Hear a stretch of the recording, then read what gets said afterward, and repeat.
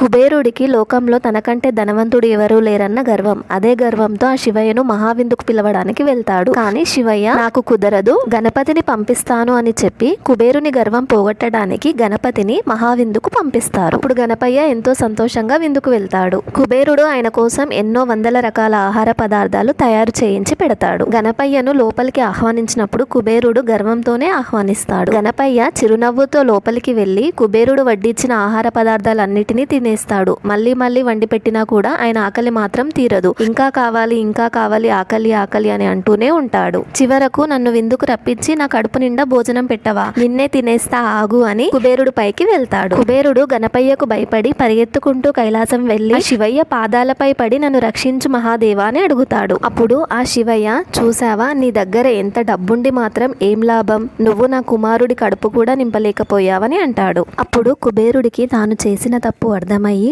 నన్ను రక్షించండి స్వామి, నేను చేసింది తప్పే, ఇప్పటి నుండి ఈ గర్వాన్ని వదులుకుంటున్నాను అని అంటాడు. అప్పుడు పార్వతీదేవి కొద్దిగా పాయసాన్ని కుబేరుడికి ఇచ్చి దీన్ని భక్తితో తీసుకుని వెళ్లి వినాయకుడికి పెట్టమని చెప్తుంది. ఆయన గర్వాన్ని వదులుకొని భక్తితో పాయసాన్ని తీసుకువెళ్లి గణపయ్యకు ఇస్తాడు. గణపయ్య ఆ పాయసాన్ని తిని, ఆహా, ఇప్పుడు నా కడుపు నిండింది, తృప్తిగా ఉంది అని కుబేరుణ్ణి ఆశీర్వదిస్తాడు. వీడియో మీకు నచ్చినట్లయితే ప్లీజ్ మా ఛానల్ సబ్స్క్రైబ్ చేయండి.